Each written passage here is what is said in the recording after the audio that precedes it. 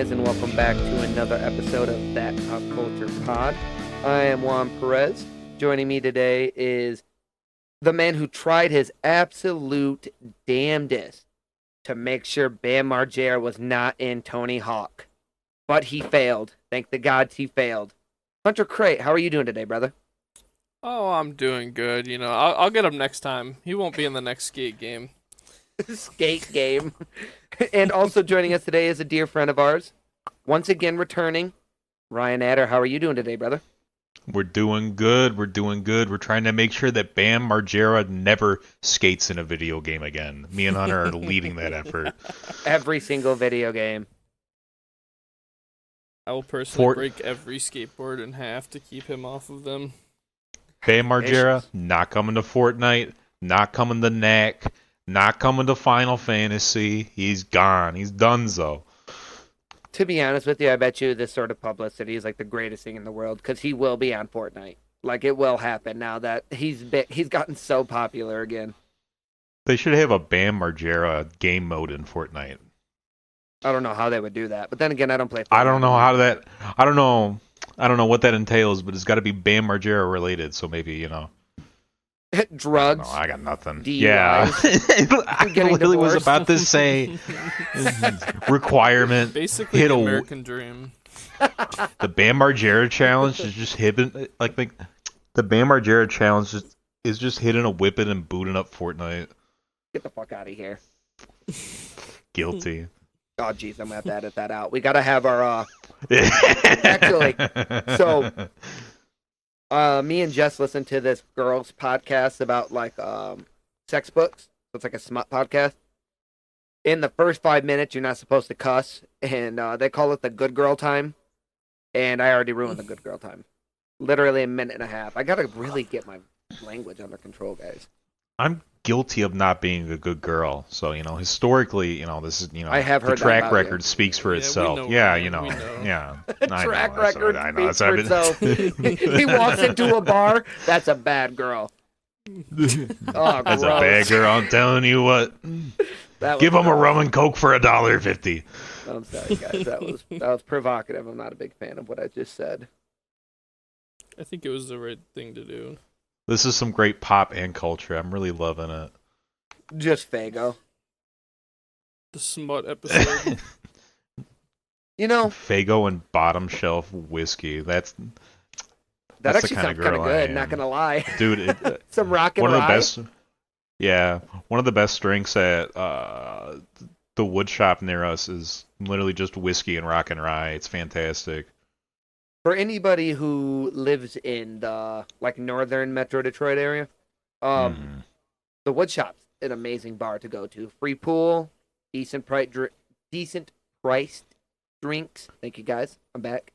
I wouldn't go that far, but And I mean, they're pretty decent. I mean, the beer, you can get a pretty decent sized beer for like $6. What is that one that we get, Hunter? It's like that lager. Those It's can- like the maybe it was my Yeah. fault. Maybe it's my fault because I'm a prissy little girl, but I literally Yes. got their A bad I girl. literally got their canned drinks, and they were, I think, like $10 or $11 per, and I drank like 4 of them, and I went to go tab out, and I had no idea that they were like $11 because I was like, just like walk up to the bar and I'm like, I want that confidence, thinking like six, maybe like $7, $8, nah, like 10, 11. I tabbed out at like $50, and I'm like, I want to die. Mariah, let's go home. Yeah, that's crazy. When I drink, and with Jess's drinks included, she gets the strawberry daiquiri, maybe. It comes in a can. It's one of those lame Yeah. IPAs. Yup. But she gets 2 of those, and then I'll get 2 or 3 of those lagers from the taco place down the road, because I guess they're like partnered, so they sell their lager there. It'll be like Honchos. $45. It's not bad for 5 drinks, and you're there for hours talking. So I feel like that's a pretty decent price. Honchos is like Honchos is like Thank you. That's what it Yes. is. Honchos is like the definition of like white people taco night, but like they kind of watch like something like a little bit exotic that night, so they kind of tried to spice it up, and it's really not that good. Sorry, That's- Honchos. Work on your 99% of white people taco places, though. Yeah. I was actually just talking to a coworker about it because me and Jess went to one on Friday, and she got sick from the white person taco place. No. when I was talking to my coworkers about it, and they were giving me some recommendations because we prefer to go to Mexican Town in Detroit if we're getting Mexican food. And he was telling me some places in our area because he just happens to live close to where I live. And basically, my criteria for a decent Mexican joint is if you can speak English to any of the people cooking your food, then it's probably not that good of a Mexican restaurant. Like, when I'm there, I want everybody to be worried that we're going to get raided. If that's not the case, then, I mean, is it even really good Mexican food?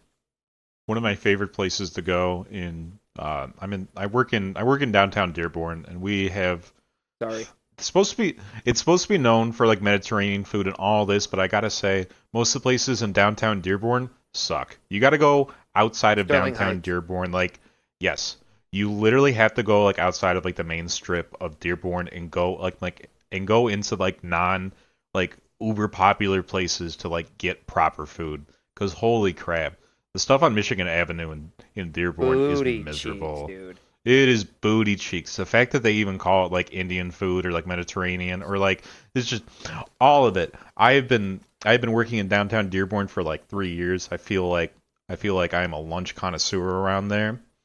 The best food I've had has been tacos in Dearborn. Fantastic. There was this one place that we went, literally was like outside of a truck shipping facility. Literally thought I might get stabbed. And they spoke no English. They spoke no Amazing. English. They go and give you a little card, and then you write down a number of how many you want, and then that's it. Well, I that got just goes tacos. back to my It was original fantastic. point, though.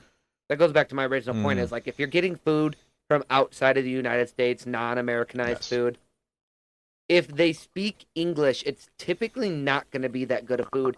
And I don't know about other big cities because I mean I've been to a decent amount of them. A lot of them are very similar, but like Detroit specifically, if you're getting out of the country food from a very very immigration heavy city that we live in, very immigration heavy state, I mean, the more dangerous the area is, the better the food's probably going to be honest with you. And that True. even goes for like Southeast Detroit. Like, if you go to like a fried spot, a barbecue spot on like Southeast Detroit, like the more dangerous the neighborhood is, probably the better the food's going to be. Hunter, what was the place in it's not even like a dangerous place. It's literally in Lansing. What is the chicken tender place? Dangerous. East Side Fish Fry. Yes. Oh, I love Yes. that place, dude. That place is It's so so fire. good. I found out about that place because I was over at Hunter's girlfriend's house, and I was watching diners, drive-ins, and dives, and I saw a location for Lansing, and I'm like, we gotta go. By far, best chicken tenders I've had. I forgot what it's like, pigskin or bacon or something, but it's like melt on your tongue kind of bacon. It's It's nuts. a pretty ghetto area, though, for being honest. Because I used to, when I went to Michigan State, Yeah. I lived right down the street from there, and it wasn't particularly great. But I think the thing I like the most about it is the food was gas, but you got a lot of food. Obviously, this was pre-COVID, so everything was just, Dude, it was you cheap. got more food pre-COVID, but you got a ridiculous amount of food for what you paid. That's why, like, you look at like Chinese food, and it's almost always like $20, but like, holy crap, the amount of food that like you get in terms of like portions is nuts. It's amazing. You can usually It pays get off. Chinese food and eat it for a few days. I usually do. I usually get fried rice with it. It's so good, and then I'll just munch on that for a few days after, and just throw in leftovers with it and make a stir fry. God, I wish that was me. I'm the hungriest man alive. They will give me that giant white box just completely filled to the top with food, and I will demolish all of it. I did that. America's hero. It's Damn true. right. I did that the other weekend when I was starting off Kingdom Come Deliverance, and literally Goated. I'm pretty sure. Well, Here, let's we talk can just about it when segue you're into done. this. Finish your story, because No. Yeah, so I've been going on like my I've been having like 5 a.m. gaming sessions. My sleep schedule has been so messed up. I have been waking up at 5 a.m. and then doing some chores and then eating bad food and then playing games. And and Chinese food was I remember Kingdom Come Deliverance, the morning that I started it, I had some leftover Chinese food and I proceeded to eat like all of it. It was way too much. I ate all of it, and mind you, this is like 4 a.m. And then I'm like, man, let's start Kingdom Come Deliverance. And then they don't stop yapping for like 3 hours. Amazing. Beautiful. I would like to talk about Kingdom Come Deliverance because I have some opinions on the game. So since we're there, let's get this marked off the list. I have finished Kingdom Come Deliverance finally. The ending of the game is probably my favorite part, which, I mean, that's kind of the point, I guess, of most end of games, but most of them typically don't give me what I'm looking for, you know, like The Witcher, Cyberpunk, this, like, it's in that, like, level of, like, I just really felt satisfied, I love the dialogue, I like what happened. I finally finished it, and I plan on going on to the second. I'm just going to finish a few. I'm playing the original Xbox, I think we talked about last week with Hunter. So I'm going to finish a few of those games, and then I'm going to go on to the second one. But overall, now that we're there, I want to finally give it a rating, now that I've actually went all the way through it.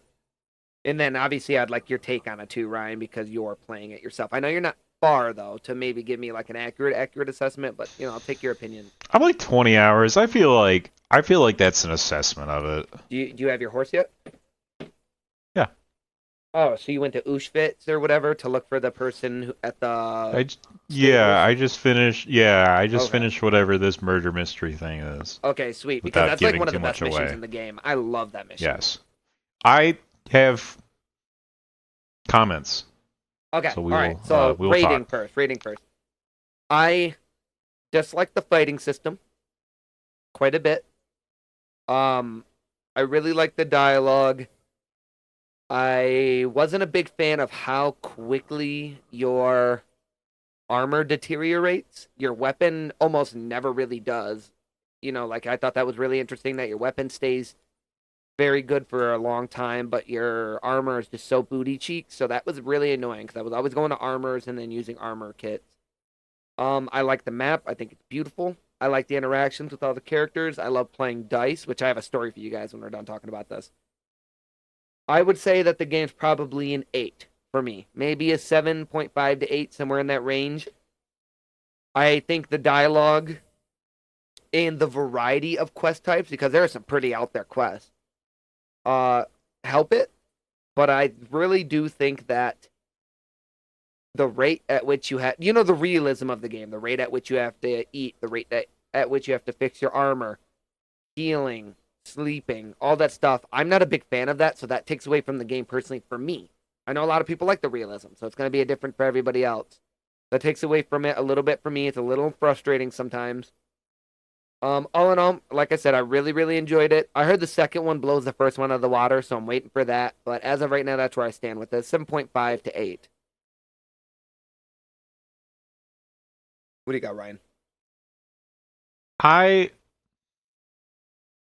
It's one of those games, and I say this a lot with my life in terms of, like, food and other things that, like, people find, you know, commonly enjoyable, right?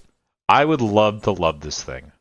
I love the idea of it, and I love some of the contents of it, but I don't love the whole thing as a mix. I just don't think I like realism games. I think it's so tedious. I think it's annoying doing some of the realism stuff in KCD. I think it takes me out of it. I think that the amount of time it takes for you to go in between doing one enjoyable thing to doing another enjoyable thing within the game is just so annoying. Like, I'm pretty sure that, like, we talked about, like, the other day, like, the comparison of, like, this to Red Dead, where, like, it's just you have these unbelievable high, you know, like, the peaks of mountains in terms of, like, gameplay and enjoyment, and then just way back down to, like, the lowest of lows where I'm trying to find a place to sleep. I'm trying to find food. I'm trying to find bandages early on. Like, all this shit is just takes me way out of the experience because, like, the most enjoyable experience for me with KCD was the dialogue. It's fantastic. The So characters are written so well. The voice actors are fantastic, especially for it being a Kickstarter where most of these voice actors came from nothing, and and this is probably like their starting point. They did fantastic. I love Hans. I grew on me. I love Henry. I like Teresa. I don't like everything else in between though. It's like I don't get know. what you mean. Also, not using fast travel probably took it out of you for a little while. Yeah, it's like eating a shit sandwich with the most delicious piece of cheese on top, which is the dialogue. But the rest of it is shit. That serious. I don't know if it's. I don't think it's. I genuinely don't think I'm gonna pick it back up after this one. I've played like 15, 20 hours of it, and I've enjoyed parts of what I do, but I don't think it's something that I want to play. And it's the same thing as like I tried to pick up Red Dead Redemption. I think Red Dead is fantastic. I think Red Dead has the same fault to me. This is not a knack on the game, but this is a knack on just what I find enjoyable within games. I just don't find the realism aspect of some of it, because like Red Dead again gives you the highest of highs. Like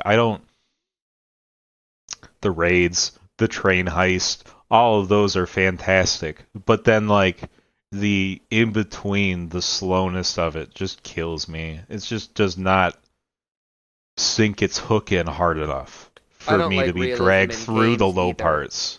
I'm really not into it. Honestly, like, if I really enjoy a game and then I have to ever repair anything that I use, I immediately dislike the game a decent amount.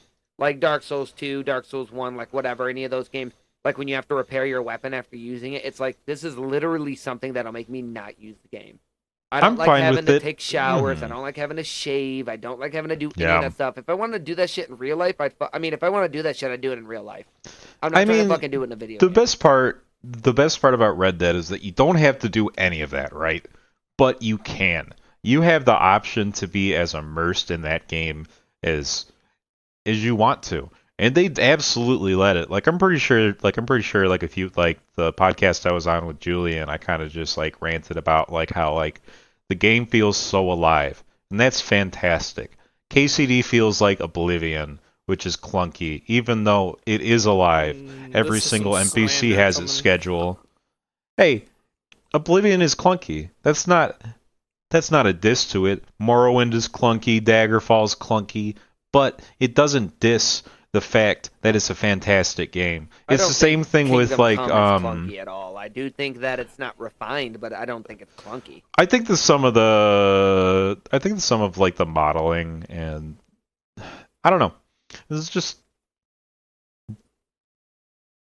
I get your point about it. I don't know how to refine my point right there to make it a bit more like eloquent, but it just did not like most of the aspects of the game outside of the dialogue, which I get that. Yeah. All right, well, I have something really funny to tell you guys about that. So, you can play dice in that game. I don't know if you have, Ryan, but for Hunter, there's like a dice game that's sort of like Yahtzee, but it's not. It's like basically just counting, like there's point values to the pairs that you can get. Mm-hmm. So I was showing Jess it. I was like, I really want to play this game with you. I enjoyed playing it so much in the video game. I want to do it with you in real life. So I was trying to explain it to her, and she was like, I do not know if I want to play this. I'll give it a shot, though. It doesn't really make sense. So we did a few like testers, and she was like, this is okay, I guess.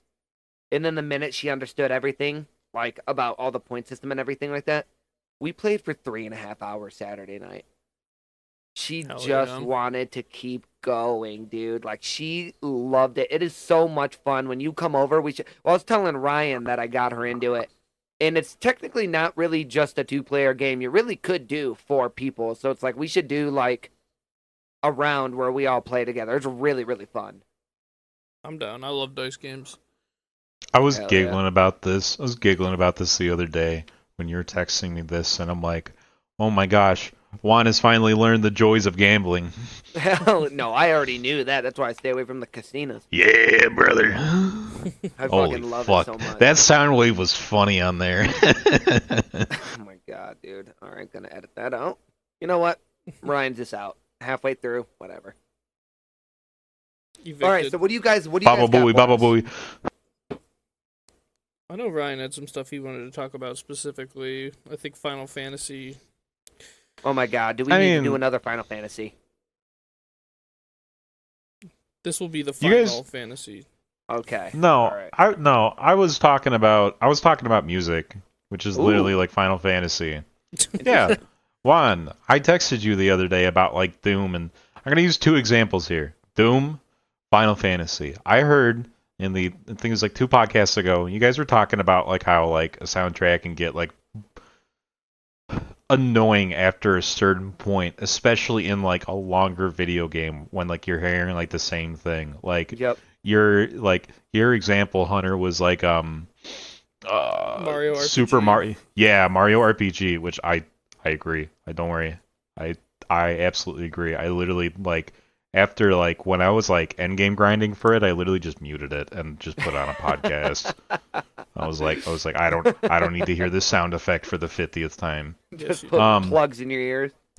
Well, the sound effects don't bother me at all. It's just the music being the exact same for the battles after 30 hours. Mm-hmm. Yeah, I'm sorry, it's stuck in my head now. Yeah, I think that one of my favorite.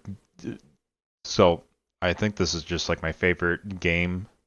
Doom 2016 and Doom Eternal are my favorite games, flat out, like period. I think that I can go back and pick them up and play them anytime, and it's just so much fun. And I think a key point of that is the fact of how they wrote.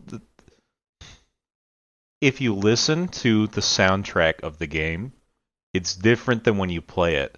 It's because they dynamically wrote the music to pick up based on what you're doing in the game. You know, like based on like if if you're on, like if you're killing a bunch of things, like the guitar picks up, or like you're like walking down like a hall, the guitar picks up, and then he shoots something. You're going to hear like some like heavier bass line come in, and then like the drums, and then you hear the drop down, and then the demons come in, and it's fucking fantastic. Every single time. I have played Doom Eternal like 25 times over, and it never just gets old to me. It's such a fantastic game.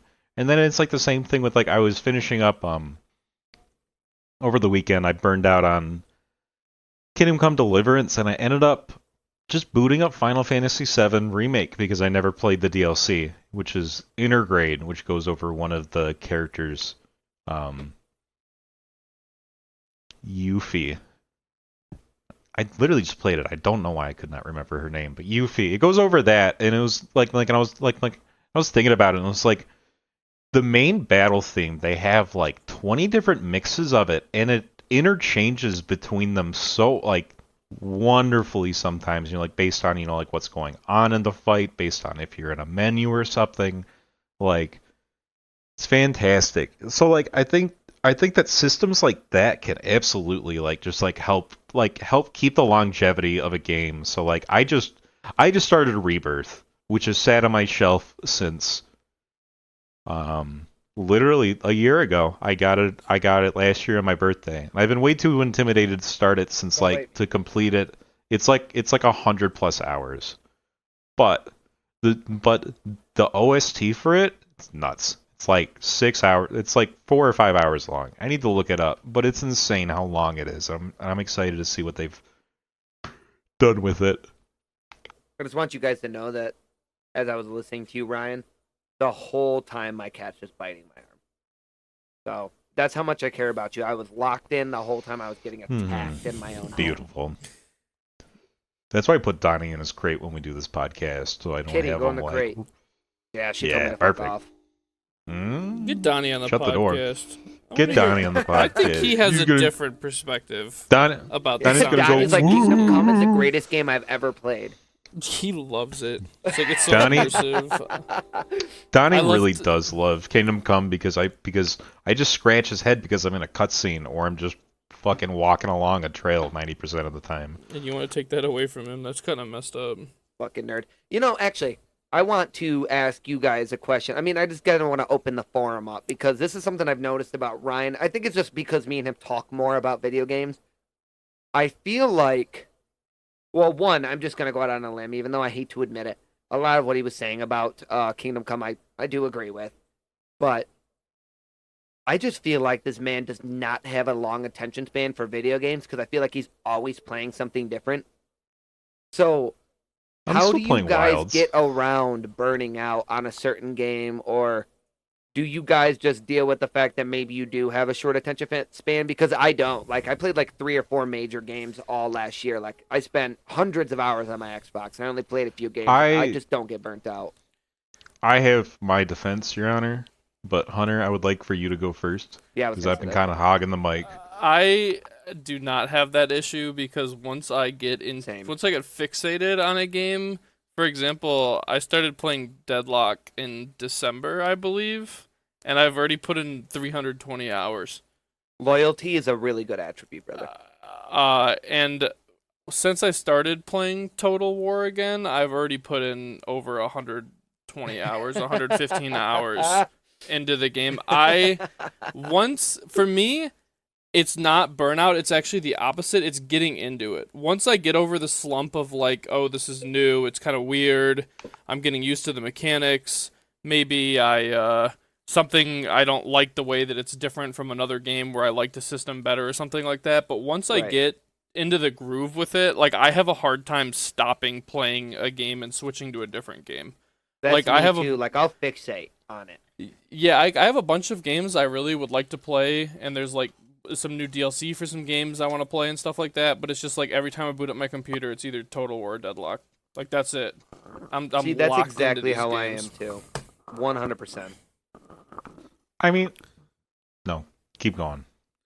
I'm gonna shut my little mouth. See, I do think it's interesting because, like I said, I kind of have the opposite issue. Sometimes, like, I'll like the idea of a game, I'll really want to get into it, but it's just like, man, I could be playing the game I already know I like, and I already have a bunch of time in, I'm already good at, and I know how to get better at it, etc. And also, it doesn't cost money because I already bought it. Yeah. And like, the more you play a game, the more value you're getting out of the money you already spent too.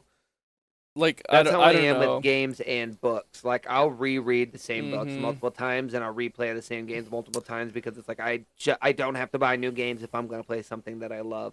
But also, like when Fallout 4 got that update last year, I literally put 190 hours in it before I touched any of the games I had bought in that time that I was playing it. I've never ever had that problem. Like if I put a game down, it's because I'm just not. No matter how hard I try, I can't get into it. Yeah, some games it's just I can't really get over that initial like it's new or whatever, but like, and again, I'm this way with a lot of stuff because sometimes I'll rewatch like the Lord of the Rings over and over again instead of watching something different, even if there's no new movies in my list. And like, when it comes to books, like I've been really challenging myself lately, especially with my new job because I have access to pretty much unlimited books all the time. So I've been challenging myself to try out new books that I wouldn't normally read because I do have the tendency to reread the same books. Archive. That one's on my list. I put it on there, and we do have it at work. So, I kind of have the opposite problem. I almost sometimes have like I want to shake a game almost. Like I feel like I'm an addict. like I'm like I force yourself.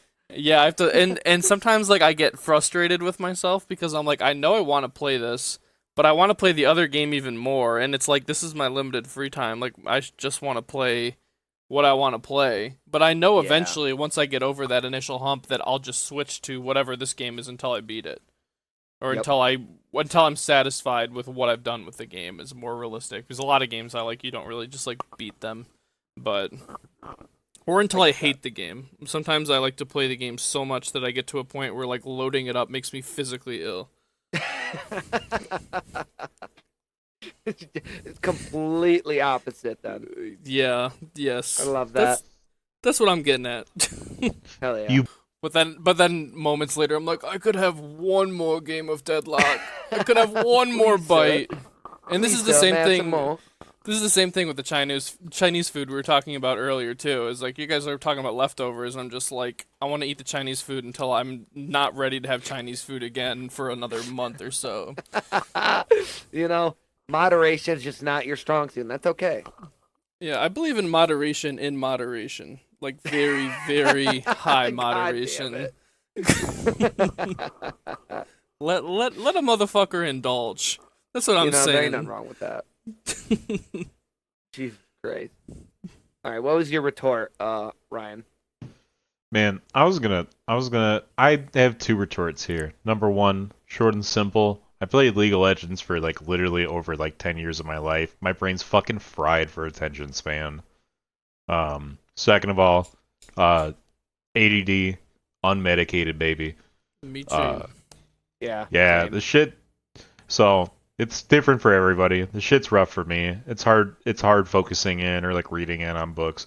But number three, I've been working on that. I've been trying to get better at I've been trying to get better at finishing video games.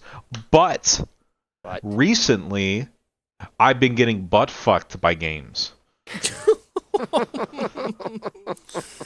Sounds like a pretty good game if you ask me.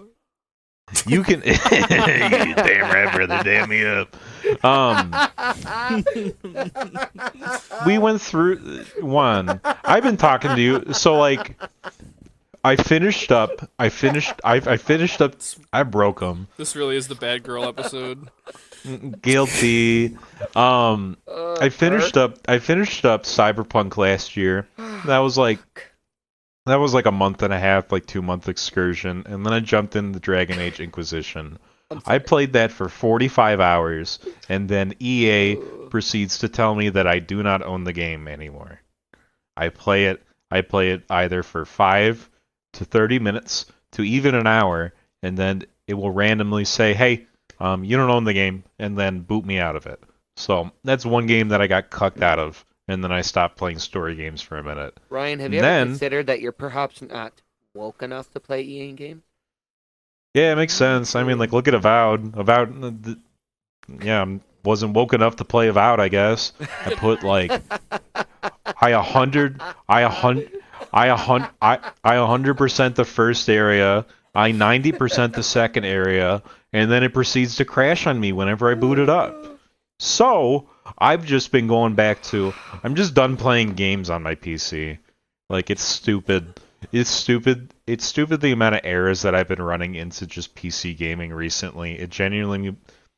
I'm gonna shit on something else. I kind of want to sell my fucking laptop. I'm sick of it. Or upgrade, like, down the line. Because, like, at the moment, I just play on my Steam Deck because it's more reliable than my laptop at the moment.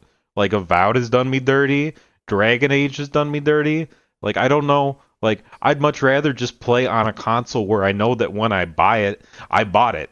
Like, this is just getting kind of ridiculous at this point. Like, I have full shifted recently, basically just like outside of like I play Total War with you, Hunter, and then League and then League with Jake, and then I've literally just been playing like Final Fantasy, and then like maybe using my laptop for like my driving simulator, but like that's it.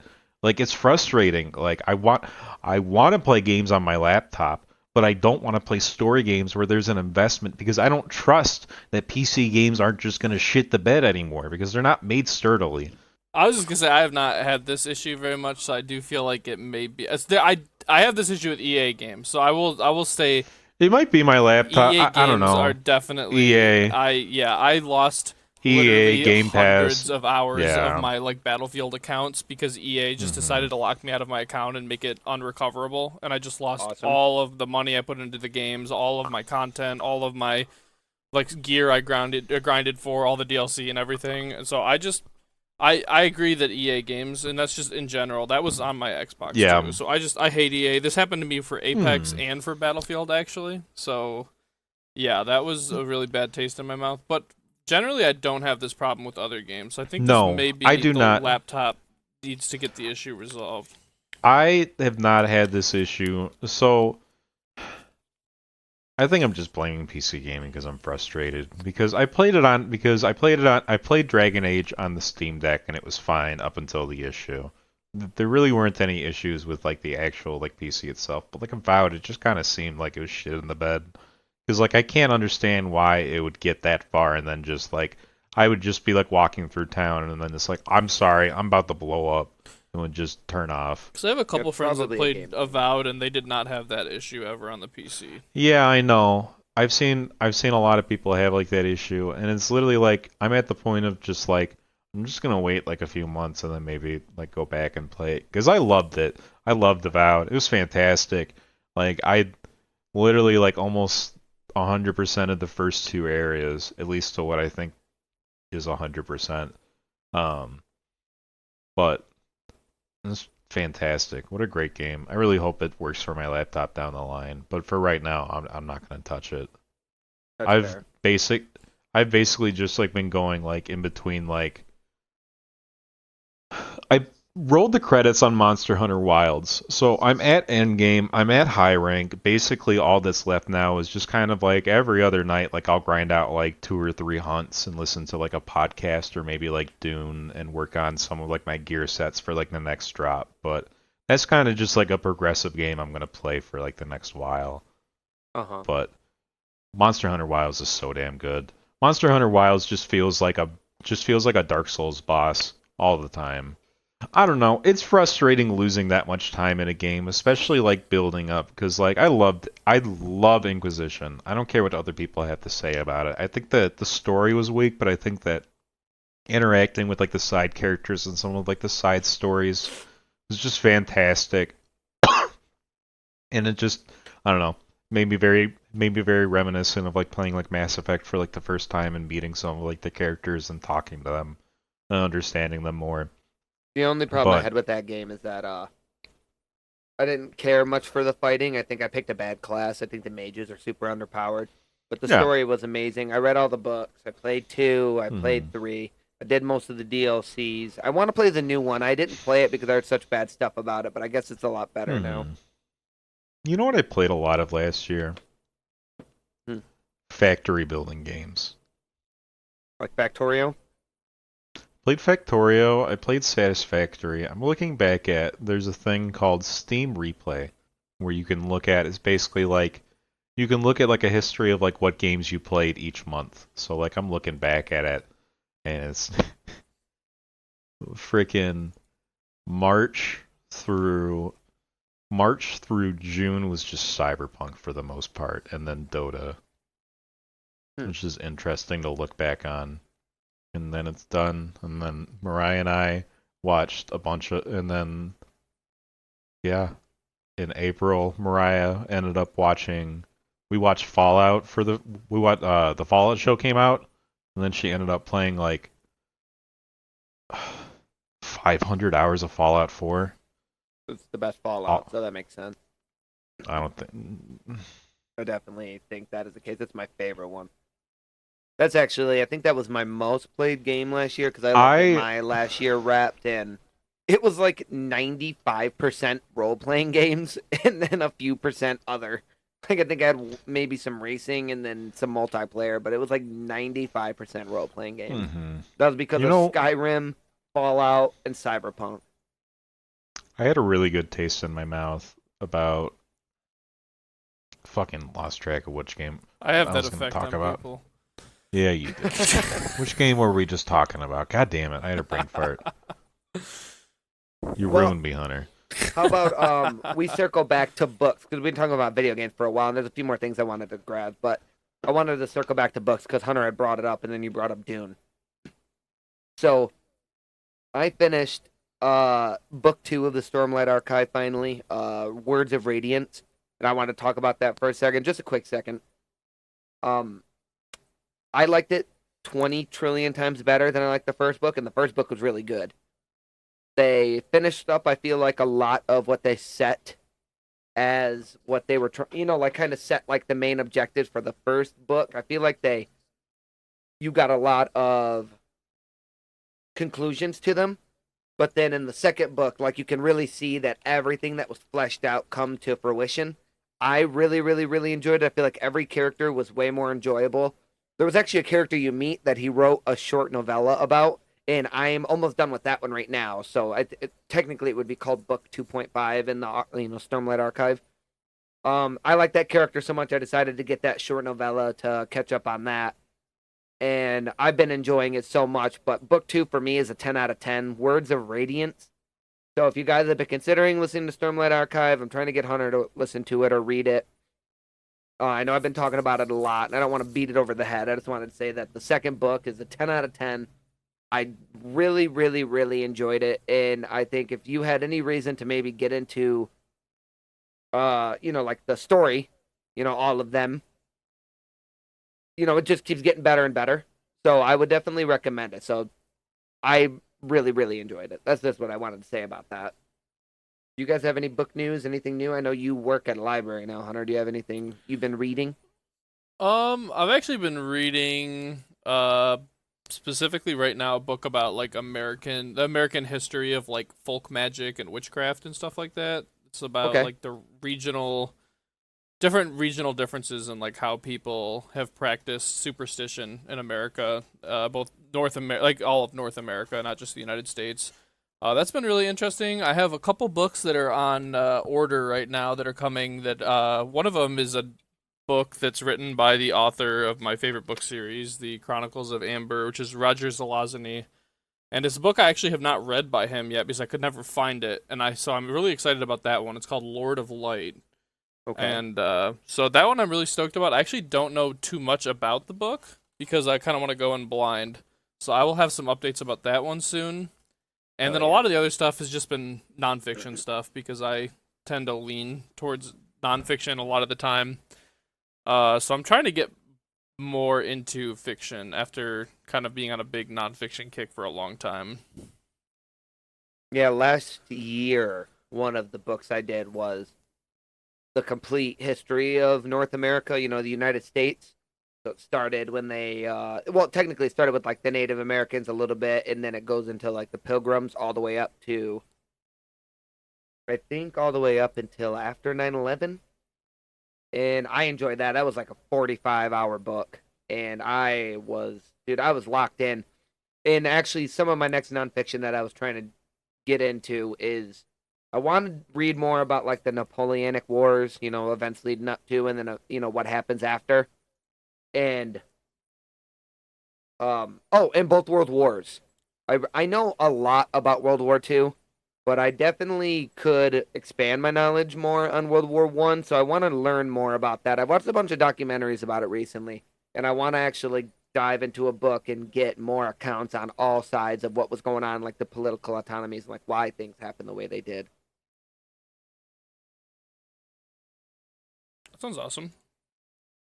Yeah. I feel like sometimes I have a hard time choosing to read fiction, even though I love it, just because I feel like this is gonna sound funny, but just the world is so crazy. Like there's so much interesting real facts and real things to read about and real history that sometimes I have a hard time switching over to fiction.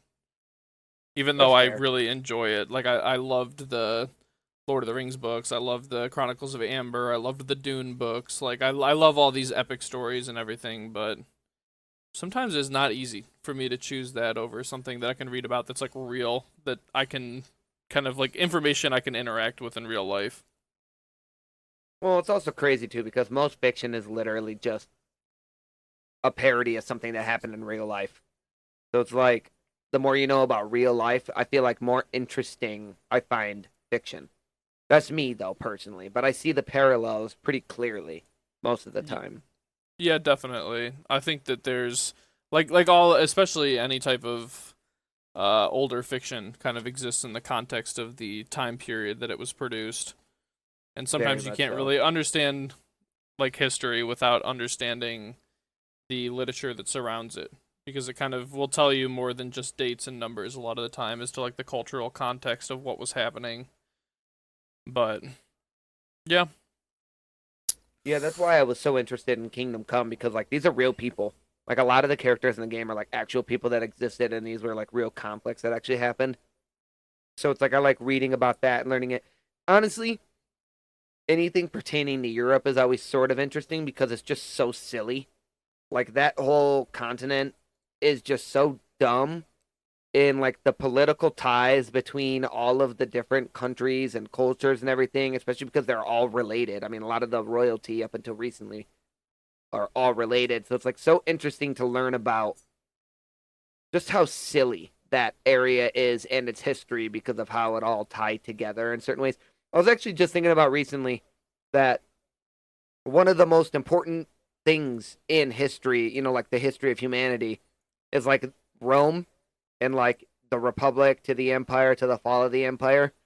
I don't really know too much, honestly, about any of the Roman history. I mean, I have like ideas here and there, stuff that I've read because I like to get on Wikipedia and just read stuff. Like earlier, I was at work learning about combustion engines because I was looking at a car on Facebook Marketplace and I started learning about the engine. Like I like to just do random stuff like that, but for some reason, I've just never deep dived into Roman history, and I really want to know more about it because I feel like it gives a good glimpse into why the hell Europe is so silly. Yeah, it's also I'm sure that's interesting so because interesting. of how many republics were modeled after Rome, and how the Roman Empire influenced government for the rest of the rest of the future. Like so, Yeah. there's a lot of interesting elements of that, and even impacted a lot of things like infrastructure. It was one of the biggest changes in infrastructure that we still model a lot of it after today. Yeah, exactly. Like it's just little stuff like that that I find is so interesting, and I don't really know enough about it. Like I know more about like infrastructure is a good way to like describe it. I know more about how they built their cities and what they did to it, like their technology of the time, than I know more about like than I know about their actual history, and I find that very interesting. I need to Then I know about like the actual like political aspects of it all and like how they conquered everything, because like obviously I know like the political vacuum that was left in like its wake for the next 1,000 years is like why things got so crazy and then what really influenced, like I know like Rome itself influenced the world, but like the biggest power in the world just disappearing almost virtually overnight, like within one generation, it just really messed up the world for the next 1,000 years, and I find that so interesting and I want to learn more about that. We can be Oh, friends. I have a question for you guys. Have you guys seen that they're potentially bringing Steam to Xbox? You told me about this just in the context of when we mentioned when you mentioned it in the group chat, but I don't know like anything about this. They're, I mean, they're pretty close to mimicking like operating systems. So like the way that the Steam Deck works is that it's literally just a Linux machine, but it just runs uh it can run Windows programs because it just mimics it. So I can imagine like that probably like Xbox can do that at some point too. Considering that Xbox is literally just a Windows machine with custom Xbox stuff on it. Right. Well, it says So this is what the leak was, is that there was an update for people who can test stuff on Xbox before it's released. And inside of the store there was a Steam um subcategory in the Xbox store. Um the image had a new Xbox UI that in which the Steam label was clearly showing. The same UI with the Steam mentioned was also shown on the tablet and handheld versions. The image appears to be a mock-up. It seems to be a clear leak. According to The Verge, confirmed that Microsoft plans on working on the Xbox app update, which will feature every game installed on PC, including games from Steam and Epic Games. That would be a pretty crazy leg up on Sony. Or maybe just because Xbox is so close to just being a regular PC um, software that maybe it's just they'll roll it out on Xbox first, see if it works, and then maybe it'll even go to PC. This is actually them trying to do this is actually how they discovered the extra state of matter. I don't know if you saw anything about that or the memes about No, I that. didn't. What's that about? Hold on, let me pull something up. I think it'll be interesting though, because especially if the Steam store that has PlayStation games that we can't play on Xbox, like if they're allowed to bring that over, that would make my life a lot easier. So there's an article from the New York Times, and this has turned into a lot of different memes. Oh, of course I can't actually access the article because I'm not subscribed to the. Oh my god, I'm gonna die. Basically, Microsoft was working on quantum computing and making a quantum chip, and they have. It says they've revealed a new state of matter beyond solid liquid gas, while trying to basically make the next stage in computing power. So I'm just imagining. I'm trying to find it. I don't know if it is named yet. Liquid, solid, gas. Yeah, I don't even know. I'm not intelligent enough. I was never good at science, which is crazy because I have a sciences degree. Never good at it, dude. So I'm just, but the important part of the context of this though is, well, I'll send you this article. And I would advise anyone to check it out that's interested in that kind of thing. But I just imagine that they're trying to add Steam to the Xbox, and they just accidentally made a new form of matter trying to get Steam onto the Xbox. But oh, okay, I got one more update for everybody. I don't know if you guys seen this. I don't know if you guys have watched Severance, but I guess it has gotten renewed for season 3, which I plan on starting Severance. I've been actually grinding through Star Wars Rebels. Believe it or not, I actually got into it. I've been grinding through that, but I'm thinking I might take a break on that so that I can catch up on Severance now that it's fully out. But it getting a season 3 is exciting and not exciting for me because I was kind of hoping that it would end because the show gives me such intense anxiety. And it took 3 years for them to make a season 2 that I don't even know when I would get season 3. But that's pretty awesome. I think it's like one of the highest rated shows ever made now. So I'm pretty excited to see what the season entails, and I'm happy that they're getting another season if they still have stuff to cover up. Hopefully they don't just prolong it just because they could for money, because that would be a pretty big bummer. I do feel like one nice thing about this sci-fi genre is that it's pretty easy to expand on your idea further. So, like, it's easier to not run out of material, I feel like, unless they just that's fair. Kind of lose the passion for it. Yeah, which I know Ben Stiller said it took so long for season 2 to come up because he didn't want to do it wrong. He wanted it to be perfect for what he envisioned. So if he takes the same approach, it will suck because it'll take forever. But I guess it, like what you're talking about, like the passion of it, as long as that's there, I mean, look at what he did with season 2, one of the highest rated seasons of any show ever. I mean, if you can keep that going, then I guess that is good. But I'm also a very firm believer that is, if something's done, then let it end. I'm perfectly fine with that.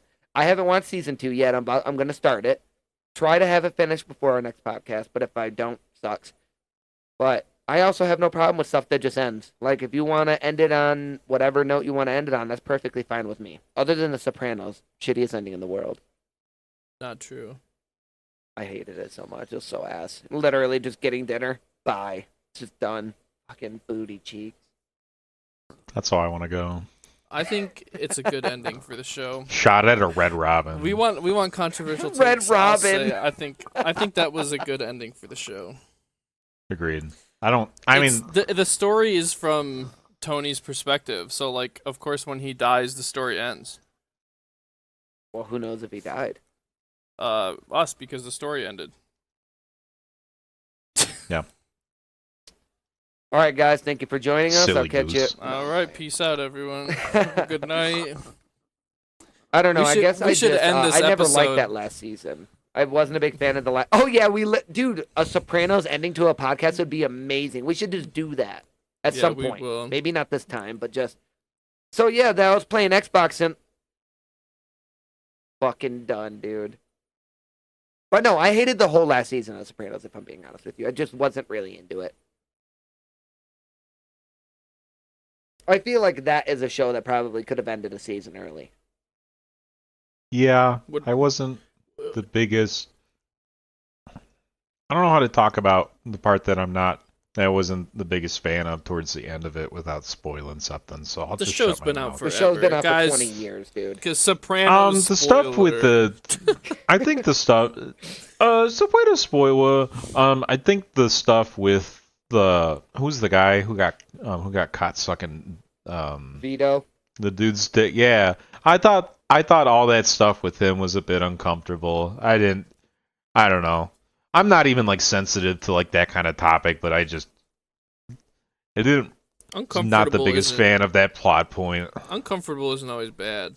Like sometimes you feel uncomfortable, Yes. and it's kind of exploring that thing. Also, the show is definitely a product of its time. If you've seen it, there's some very hard things to watch for a modern audience. But that, sometimes it's good to see those things in the context of like how normal that was at that time period. Yeah, absolutely. It's important to see like that kind of thing. I mean, like one of the most prominent things of, I think, like especially like early on was when what's his daughter's name? Oh shit. When she brings home Meadow. her first boyfriend.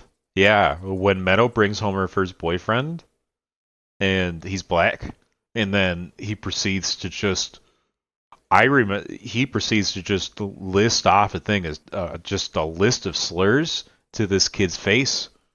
And I remember sitting there and I was cringing, and I'm like, but like looking back, it's like that's just modern time. Yeah, that's still a real thing now. Like that's it's back in black actually. Yes.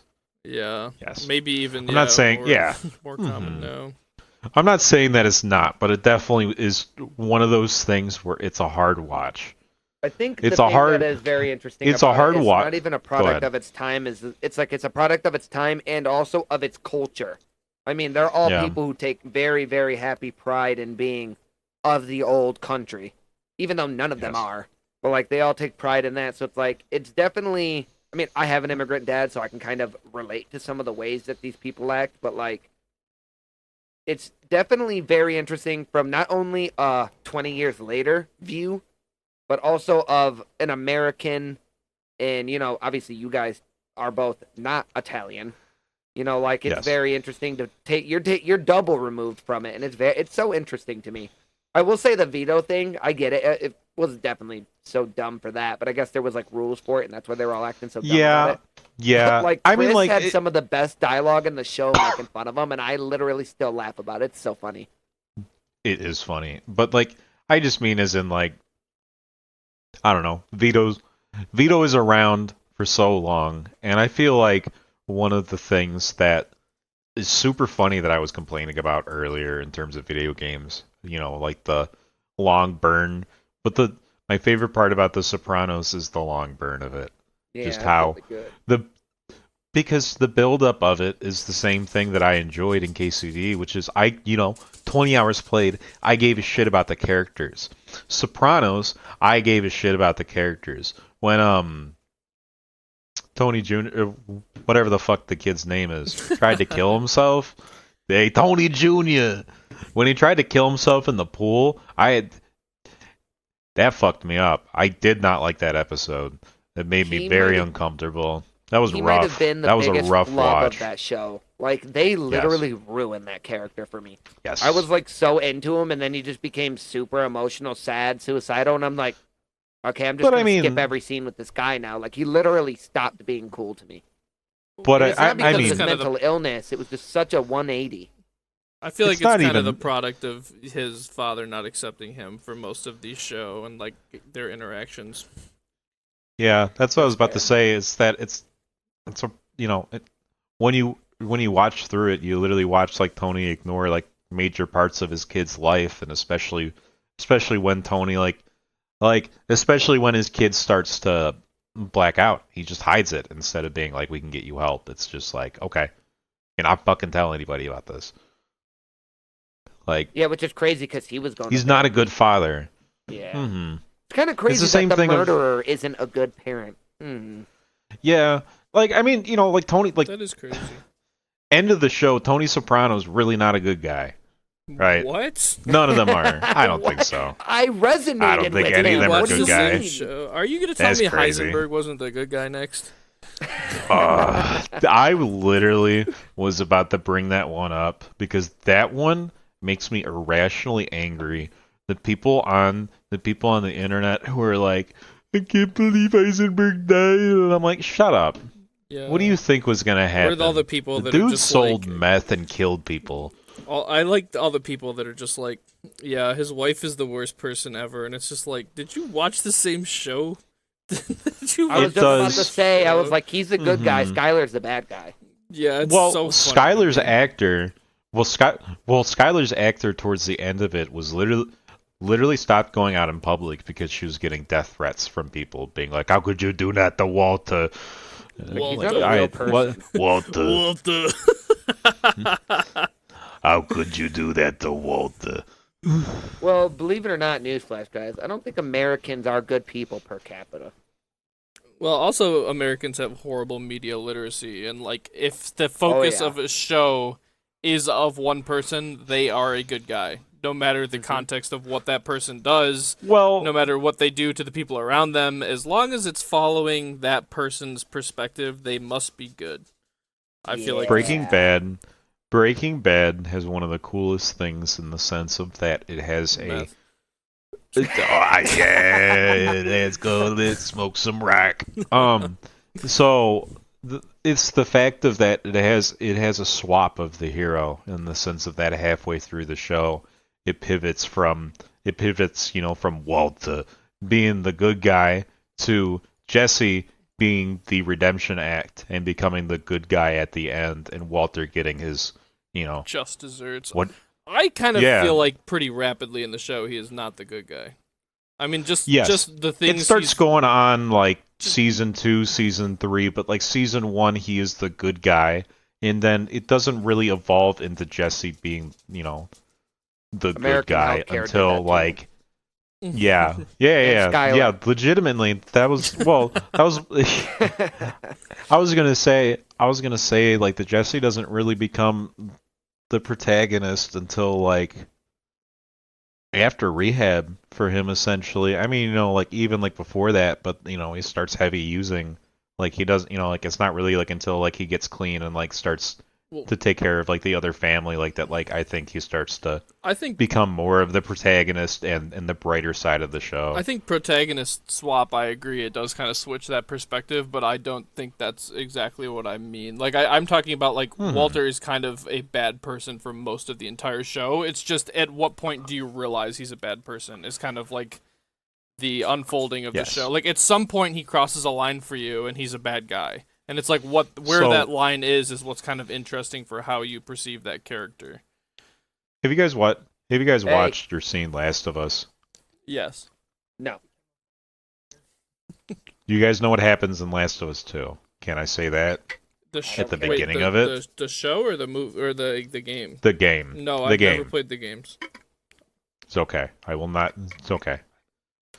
I've watched the show, but I never have played the game. Can I say what happens in the beginning of it? In I- the sense of I like that, don't like care. we're talking about like protagonist shifts. I don't really care, So- but after this, we'll wrap up. Yes, You- this should not take that long. Part 1, it's all about Joel and Ellie, and then Joel, at the end of it, proceeds to do something. He proceeds to kill a bunch of people just so that he can keep Ellie. So this is the extremely shitty thing that he does, and he's literally dooming all of humanity for it. And then Based. Part 2, the game starts up. There's a zombie raid, and there's also a people raid. And then Joel literally gets hit in the side of the head with a driver, and you see his head get caved in. And then and then the title rolls. Huh. So Joel dies within the first 20 minutes. This I knew pissed that off he died, everyone. but I didn't know that's how he died. Yes. It is quick. It is extremely quick in the sense That's of how I like that. wanna It go. is like Just yeah. On the golf On course the with ground. the homies, big fat Oh. stogie Yeah. in my mouth, and a driver to the head. Make some fat I rich find- guy angry, just caves my head in. I find out that I didn't pack in a third beer and I just ask you to club me. Third beer, I'm talking 6, baby. Out of Modelo, there is nothing left for me on this course. You can end my life. Put my head on Drive the the golf tee. court off a wall. Going back to I'm just gonna end on this in that like when the game came out, I had so many arguments with people in the sense of that they're like, Joel was my favorite. There's no reason for him to die. And I'm like, what he did was inherently shitty and made him people it made people angry at him. Why wouldn't he have a giant target on his back after essentially like gutting a entire clan and ruining like their only chance at like beating this virus? Like, he's a bad guy. Just because you like him doesn't mean that he's a good guy. He still did shitty things throughout it. It happens. Don't let them hear you say that. Yeah. No. Trust me, my Twitter was, when the game came out, it was during COVID, and I proceeded just to type furiously, just being like, y'all are stupid. Y'all are stupid. You don't understand literacy. You don't understand basic morals. Fuck you. I hate you. And as a follow-up to this, I know what kind of man you are. We'll be posting a link to Ryan's Twitter account after this, so everyone can argue with him about it. Please do. I love it. It's so much fun. All right. Well, speaking on that, feel free to follow us on Twitter, sadly, Blue Sky, YouTube, Spotify, Apple Music. Thank you guys so much for joining us. Me and my two villains. Have a nice day. Have a good one, y'all. I have a bomb. I have a bomb. I have a bomb if you do not subscribe. They hit Cut the that second part out. tower.